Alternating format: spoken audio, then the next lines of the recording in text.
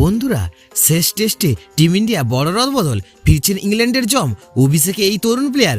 বন্ধুরা, আপনারা যদি দেখতে চান এই বিধ্বংসী প্লেয়ারকে, তবে ভিডিওটি লাস্ট অবধি দেখতে হবে, চ্যানেলটিকে সাবস্ক্রাইব করতে হবে, একটা লাইক দিতে হবে এবং নোটিফিকেশন বেল আইকন দাবাতে হবে। বন্ধুরা, ভারত ও ইংল্যান্ডের মধ্যে টেস্ট সিরিজের 4টি ম্যাচ খেলা হয়েছে। এই সিরিজে 3-1 ব্যবধানে টিম ইন্ডিয়া রাঁচি সিরিজ দখল নিয়েছে ভারত। এই দলের মধ্যে পঞ্চম ম্যাচটি ধর্মশালায় খেলা হবে।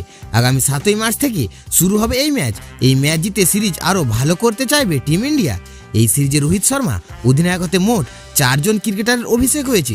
সিরিজের পঞ্চম ম্যাচে আরও একজন ক্রিকেটার অভিষেক হওয়ার সম্ভাবনা রয়েছে বলে মনে করা হচ্ছে। বন্ধুরা, বিসিসিআই জানিয়েছে রাহুল আপাতত চিকিৎসায় পর্যবেক্ষণে রাখা হয়েছে। বন্ধুরা, শেষ টেস্ট ম্যাচের জন্য স্কোয়াডে ফিরে এসেছে জসপ্রীত বুমরা। বন্ধুরা, ইংল্যান্ডের বিরুদ্ধে প্রথম টেস্টে রোহিত শর্মা নেতৃত্বে টিম ইন্ডিয়ার হয়ে প্রথমবার খেলার সুযোগ পেতে পারেন দেবদূত পাডিক্কাল। সিরিজের তৃতীয় ম্যাচ থেকেই টিম ইন্ডিয়ার সঙ্গে যুক্ত হওয়া দেবদূত পাডিক্কাল তার প্রথম আন্তর্জাতিক ম্যাচের অপেক্ষায় রয়েছে।